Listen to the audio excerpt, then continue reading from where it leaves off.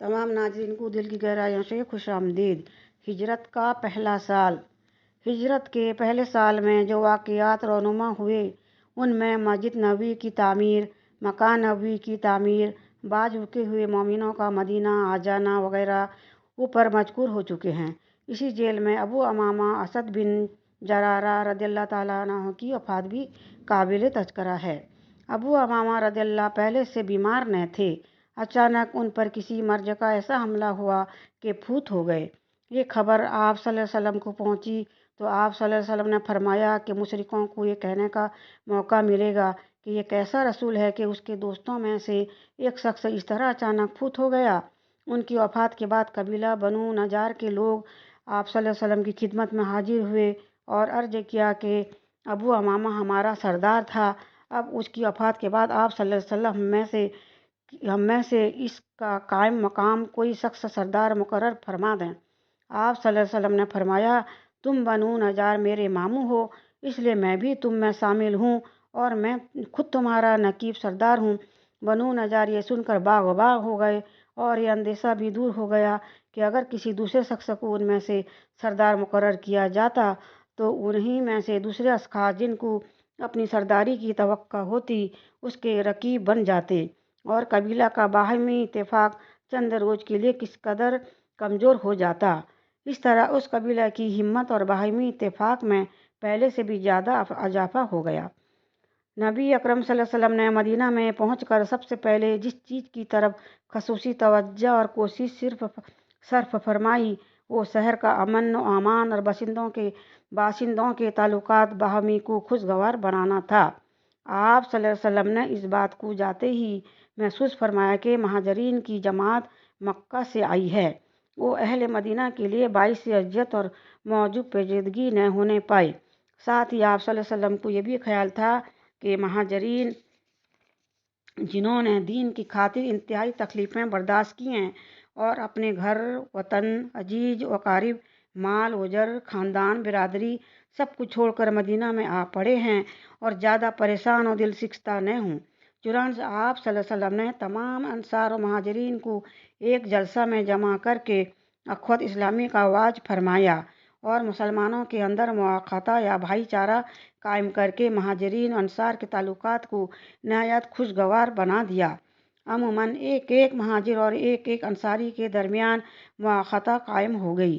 ابوبکر رضی اللہ کی دینی بھائی خارجہ بن جبیر انصاری رضی اللہ بنے، عمر فاروق رضی اللہ تعالیٰ کی دینی بھائی عتبان بن مالک انصاری رضی اللہ تعالیٰ ہوئے۔ ابو عبیدہ بن الجرح رضی اللہ کا بھائی چارہ سعد بن معاذ انصاری رضی اللہ سے، عبد الرحمن بن عوف رضی اللہ کا سعد بن الربیع انصاری رضی اللہ تعالیٰ سے، جبیر بن العوام رضی اللہ کا سلامہ بن سلامہ رضی اللہ سے، عثمان بن عفان رضی اللہ کا ثابت بن المنذر انصاری رضی اللہ سے رشتہ خود قائم ہوا۔ اسی طرح طلحہ بن عبید اللہ رضی اللہ تعالیٰ اور کعب بن مالک رضی اللہ میں مصعب بن عمیر رضی اللہ اور ابو ایوب انصاری رضی اللہ میں عمار بن یاسر رضی اللہ اور حذیفہ بن الیمان رضی اللہ میں بھائی چارہ مستحکم ہوا۔ غرض ایک ایک مہاجر کا ایک ایک انصاری سے رشتہ خود قائم ہو گیا۔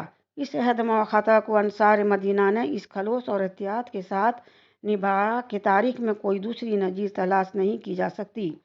تمام مہاجرین کو انصار نے حقیقی معنوں میں اپنا بھائی سمجھا اور بے دری اپنا تمام مال و اسباب ان کے سپرد کر دیا۔ بعض انصار نے تو یہاں تک اپنے مہاجر بھائیوں کے دل و داری مد نظر رکھی، اگر دو بیویاں تھیں تو ایک کو طلاق دے کر اپنے مہاجر بھائی سے ان کا نکاح کر دیا۔ مہاجرین نے بھی اپنا بار اپنے انصار بھائیوں پر نہیں ڈالنا چاہا، بلکہ انہوں نے نہایت جفا کشی اور مستعدی کے ساتھ محنت اور مزدوریاں کیں، دکانداری اور تجارتیں شروع کیں اور اپنی ضروریات زندگی اپنی قوت بازو سے مہیا کرنے لگے اور اپنے انصار بھائیوں کے لیے موجب تقویت بن گئے۔ پہلی سیاسی دستاویز۔ ایک قابل تذکرہ واقعہ ہجرت کے پہلے سال کا یہ ہے کہ نبی اکرم صلی اللہ علیہ وسلم نے تمام باشندگان مدینہ کے درمیان، جن میں یہود مشرکین وغیرہ سب شامل تھے، ایک عہد نامہ مرتب فرمایا اور سب نے اس پر بخوشی دستخط کیے۔ اس عہد نامہ میں بہت سی شرطیں تھیں۔ من جملہ ان کی شرط تھی کہ مدینہ پر جو کوئی بیرونی دشمن حملہ کرے گا تو تمام مدینہ والے مل کر اس کے مدافعت اور مقابلہ کریں گے۔ ایک شرط یہ تھی کہ یہود ان مدینہ، قریش، مکہ یا ان کے حلیفوں کو مسلمانوں کے خلاف پناہ نہ دیں گے۔ ایک شرط یہ تھی کہ باشندگان مدینہ میں کوئی شخص کسی دوسرے کے دین و مذہب اور جان و مال سے تعرض نہ کرے گا۔ یہ بھی ایک شرط تھی کہ باشندگان مدینہ میں کوئی دو فریق کسی بات پر آپس میں جھگڑیں اور خود نہ سلجھ سکیں تو اس کا ناطق فیصلہ نبی اکرم صلی اللہ علیہ وسلم صادر فرمائیں گے، جس سے کسی کو انحراف و انکار نہ ہوگا۔ نیز یہ شرائط بھی تھیں کہ جنگ کے مصارف اور فوائد میں تمام باشندگان مدینہ مساوی شریک ہوں گے۔ جن قبیلوں یا قوموں سے مدینہ کے یہودیوں کا معاہدہ ہے اور وہ یہود ان مدینہ کے دوست ہیں، مسلمان اور مدینہ بھی ان کو اپنا دوست سمجھیں گے اور دوستوں کی طرح ان کی رعایت کریں گے۔ اسی طرح جو قبیلے مسلمانوں کے دوست ہیں، مدینہ کے یہودی بھی ان کے ساتھ دوستانہ سلوک کریں گے۔ مدینہ کے اندر قسط و خون کرنا حرام سمجھا جائے گا، مظلوم کی امداد سب پر فرض ہوگی، وغیرہ وغیرہ۔ اس معاہدہ کی تکمیل کے بعد نبی اکرم صلی اللہ علیہ وسلم نے کوشش فرمائی کہ مدینہ کے ارد گرد کے علاقوں میں رہنے والے قبیلوں کو بھی اس معاہدہ میں شامل کیا جائے گا تاکہ مدنی اور آئے دن کی خون ریزی کا بالکل استحصال ہو جائے۔ چنانچہ آپ صلی اللہ علیہ وسلم نے مقام عدن تک جو مکہ مدینہ کے درمیان ہے اسی گرج کے لیے سفر فرمایا اور قبیلہ نبی حمزہ بن بکر بن عبد مناف کو اس معاہدہ میں شریک فرما کر ان کے سردار عمرو بن مقسی سے دستخط کرائے۔ قبائل کے لوگوں کو بھی شریک معاہدہ کیا۔ ینبو کی طرح مقام جلسرا میں آپ صلی اللہ علیہ وسلم تشریف لے گئے اور بنو مدلج سے بھی اس معاہدہ پر دستخط کرائے۔ نبی اکرم صلی اللہ علیہ وسلم نے مدینہ منورہ پہنچتے ہی ایسی کوششیں اختیار فرمائیں کہ امن و امان، رفع اخلاق کو ترقی ہو اور لوگ دین و اسلام کو اچھی طرح اطمینان سے سمجھنے کا موقع پائیں۔ ابھی یہ کوشش شروع ہی تھی کہ اور مدینہ کے تمام نواحی قبائل پوری طرح شریک معاہدہ نہ ہونے پائے تھے کہ مدینہ کے اندر خفیہ اور مدینہ کے باہر سے اعلانیہ دشمنوں نے حملہ شروع کر دیے۔ مدینہ میں ایک شخص عبداللہ بن ابی بن سلول بہت عقل مند، تجربہ کار، ہوشیار اور چالاک شخص تھا۔ اوس اور خزرج کے تمام قبائل پر اس کا اثر تھا۔ لوگ اس کی سرداری کو متفقہ طور پر تسلیم کرتے تھے۔ قبائل اوس خزرج چند روز پیشتر جنگ باعث میں ایک دوسرے کے مقابل صف آرا ہو کر اور اپنے بہت سے بہادروں کو قتل کرا کر کمزور ہو چکے تھے۔ عبداللہ بن ابی نے اس حالت سے فائدہ اٹھانے اور دونوں قوموں میں اپنی قبولیت کے بڑھانے میں کوتاہی نہیں کی۔ مدینہ والے ارادہ کر رہے تھے کہ عبداللہ بن ابی کو تمام مدینہ کا افسر اعلیٰ یا بادشاہ بنا لیں اور ایک عظیم الشان جلسہ ترتیب دے کر اس میں باقاعدہ طور پر عبداللہ بن ابی کی سرداری کا اعلان کر دیں۔ یہاں تک کہ عبداللہ بن ابی کے لیے ایک تاج بھی بنوا لیا گیا تھا۔ اسی دوران میں مدینہ کے اندر اسلام اور رسول اسلام صلی اللہ علیہ وسلم داخل ہوئے۔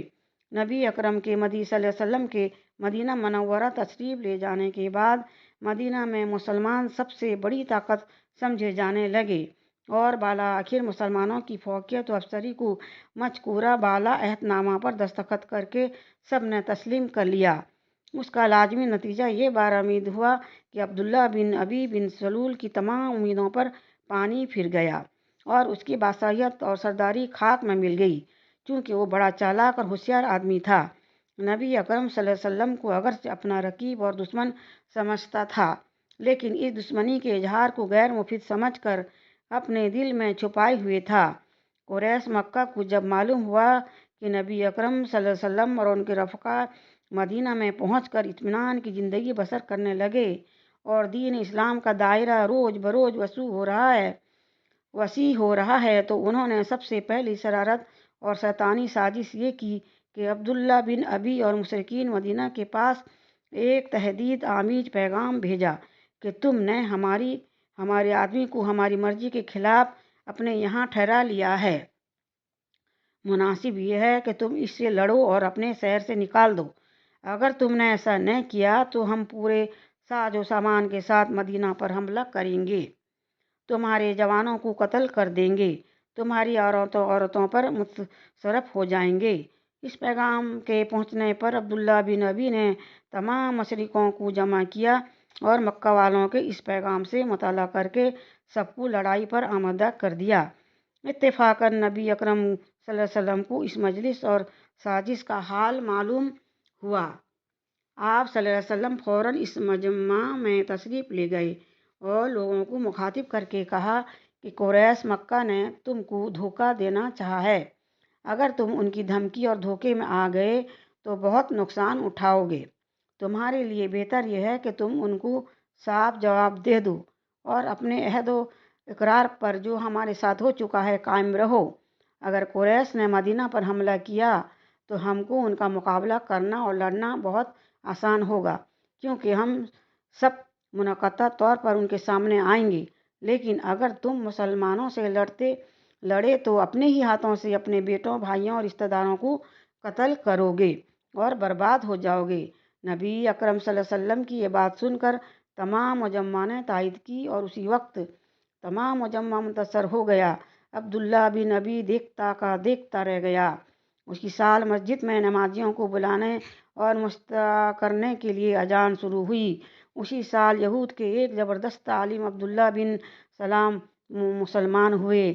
اسی سال سلمان فارسی رضی اللہ جو اول مجوسی تھے، پھر عیسائی مذہب قبول کیا تھا اور یہودی نصارہ کی کتابیں پڑھ کر نبی آخر الزماں صلی اللہ علیہ وسلم کی آمد کے منتظر تھے، نبی اکرم صلی اللہ علیہ وسلم کی خدمت میں حاضر ہو کر مشرف با اسلام ہوئے۔ اسی سال زکوٰۃ فرض ہوئی۔ میرے الفاظ میں کہیں غلطی ہو تو معاف کیجیے گا۔ Please subscribe